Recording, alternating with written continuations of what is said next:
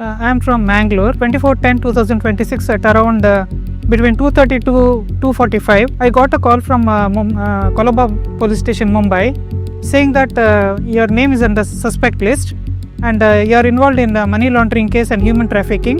And there's a Canara Bank account opened in your name and there is around 4 crores and odd. And you have been getting commission from Naresh Goyal. So we want to investigate for that. ನಿಮ್ಮ ಅಕೌಂಟಲ್ಲಿ ಇಷ್ಟು ಹಣ ಉಂಟು ಅಂತ ಕೇಳಿದರು.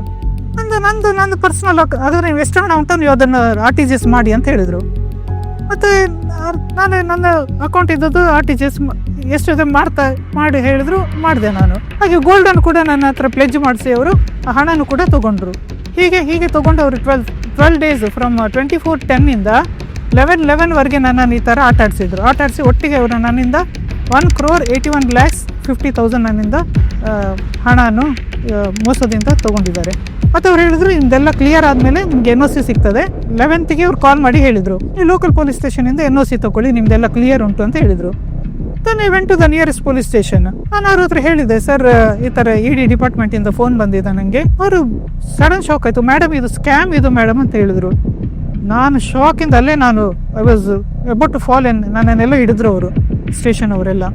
ಮತ್ತು ನನ್ನ ಸಮಾಧಾನ ಮಾಡಿದರು, ಮೇಡಮ್ ಅವರು ಸ್ಕ್ಯಾಮ್ ಅವರು, ಪಾಪ ನಿಮ್ಮ ಹಣ ಎಲ್ಲ ಡ್ಯೂಪ್ ಮಾಡಿದ್ದಾರೆ ಅವರು, ಇಮಿಡಿಯೇಟ್ ಪೊಲೀಸ್ ಕಂಪ್ಲೇಂಟ್ ಮಾಡಬೇಡಿ ಅಂತ. ಮತ್ತು ಇಮಿಡಿಯೇಟ್ ಪೊಲೀಸ್ ಕಂಪ್ಲೇಂಟ್ ಕೊಟ್ಟೆ 12th. So this is all what happened. The only way to stay away from all these frauds is to be aware. Your awareness of cyber frauds is the only thing which can protect you from cyber offences. If you suspect cyber fraud, call the toll-free number 1930. Your safety is our priority.